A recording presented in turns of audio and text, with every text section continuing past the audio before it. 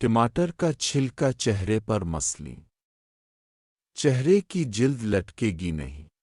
صبح کا ناشتہ مکھن کے ساتھ کرنے سے جلدی بڑھاپے نہیں آیا کرتا۔ جن لوگوں کو شوگر کی بیماری ہے انہیں چاہیے کہ زیادہ ورزش کیا کریں، بہت مفید ہے۔ اخروٹ کو گڑ کے ساتھ کھایا کریں، لٹکا پیٹ اندر چلا جایا کرتا ہے۔ جن لوگوں کو بواسیر کی بیماری ہے تو انہیں چاہیے کہ کدو پکا کر کھایا، بہت مفید ہے۔ دمے والے افراد کوشش کیا کریں کہ چکنائی والی چیزیں مت کھایا کریں، بہت مفید ہے۔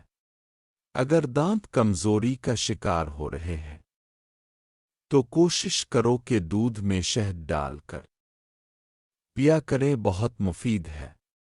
چہرے سے جھریوں کو ختم کرنا ہے تو کھیرے پر کالا نمک لگا کر کھایا کریں، چند دنوں میں جھریوں کا خاتمہ ہو جائے گا۔ بڑھاپے سے بچنے کے لیے موسمی پھلوں اور سبزیوں کا زیادہ استعمال کیا کریں، بہت مفید ہے۔ روزانہ بادام اور کیلا کھانے سے آنکھوں کی چمک میں اضافہ ہوتا ہے۔ جو افراد جوڑوں، گھٹنوں اور کمر کے درد میں مبتلا ہیں انہیں چاہیے کہ گوشت اور تیز مرچ مسالے والی چیزیں کھانے سے گریز کیا کریں۔ قبض کا بہترین علاج انگور کا پھل ہے، اسے زیادہ کھایا کریں۔ رات کے وقت نیم گرم دودھ میں 3 چمچ روغن بادام کے مکس کر کے پی لیا کریں۔ کمر کے درد کے لیے بہتر ہے۔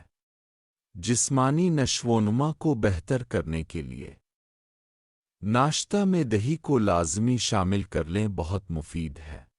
اگر کمر کے مہرے کمزور ہیں اور ہر وقت درد رہتا ہے تو نیم گرم دودھ میں شہد اور بادام کا صفوف ملا کر استعمال کریں، بہت مفید ہے۔